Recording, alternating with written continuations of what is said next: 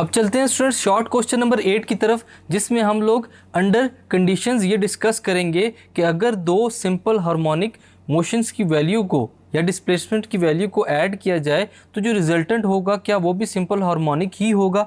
आइए इसको डिस्कस करते हैं।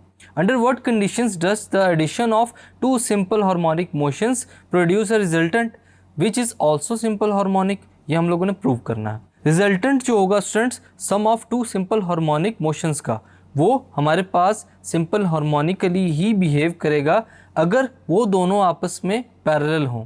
इसमें हमारे पास जो चीज़ें इन्वॉल्व होंगी स्टूडेंट्स वो क्या होगी कि यहाँ पर एंगुलर फ्रीक्वेंसी दोनों की सेम होनी चाहिए और जो फेज डिफरेंस है दोनों का वो भी सेम ही रहेगा।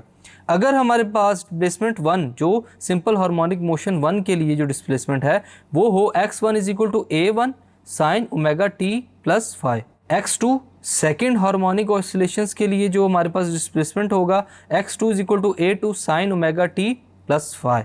अगर हम दोनों को ऐड करते हैं तो हमारे पास जो दोनों के रिजल्टेंट की वैल्यू है इक्वेशंस की वो भी ऐड होंगी, तो हमारे पास जो आंसर आएगा स्टूडेंट्स वो होगा a1 plus a2 sine omega T plus five.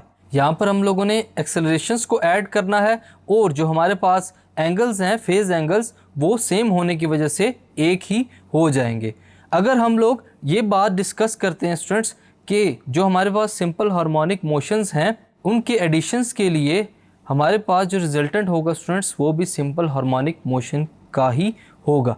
अब ये कैसे है स्टूडेंट्स, ये हमारे पास सिर्फ और सिर्फ पैरेलल होने की वजह से दोनों की मोशंस को हमारे पास जो रिजल्टेंट है वो सिंपल हार्मोनिक हो सकता है। Thank you.